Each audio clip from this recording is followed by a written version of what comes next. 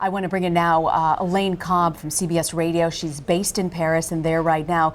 Elaine, what was the mood leading up to today's shooting? I know that this is obviously the presidential elections are on Sunday, as Elizabeth Palmer mentioned, but was there a sense of heightened concern about this type of an attack? There's been concern all week since there were arrests in Marseille, in the southern port city, of two men who police believe were planning an imminent violent attack. The two men were known as having been radicalized.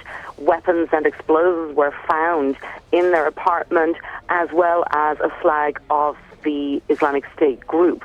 So there has been heightened security, particularly at all the campaign events. So this shooting, although we still don't know the motive nor who the shooter was or where, it seems there were two people, it's unclear if it was terror or if it's linked to crime.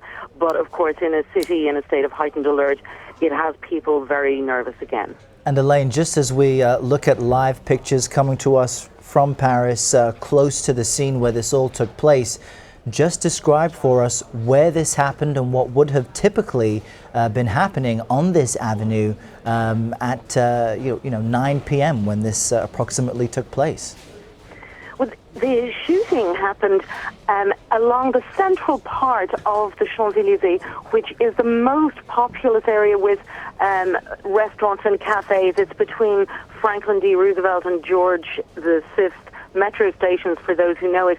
And that's home to many of the top restaurants on the Champs-Élysées, some of the car showrooms, a lot of cafes and bars. And at this time of night, people would have been eating or drinking outside. It's been a lovely sunny day, not warm, but sunny.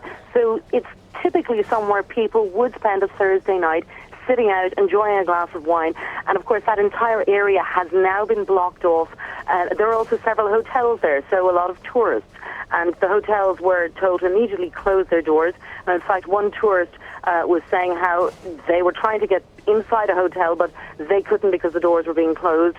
And there was a certain amount of nervousness of people as they tried to get out of the area.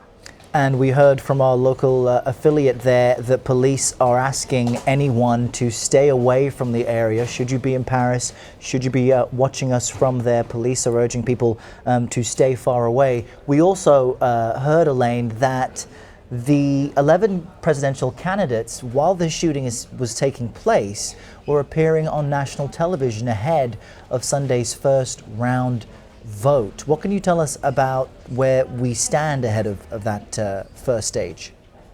Well, that's an excellent question.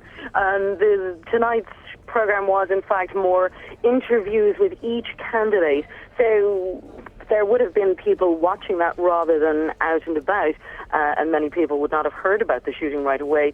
It's still all up in the air because the top four contenders are still jockeying for position, so it's very hard to say who will win. And of course, the first round is expected to bring out two who will face off on May 7th.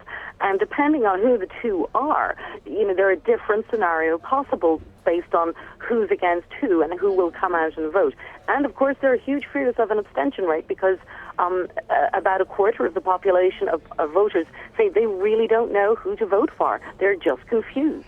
And it's so fascinating to see these outsiders who really don't have a lot of political experience throwing their hat in the ring and trying to get involved. I want to ask you, though, as well, Elaine, when you talk about the candidates that went on today, what are the issues that are really of interest? We talk about pro-European Union, Brexit issue, terrorism, but what is really at the top of the list when it comes to voters' concerns?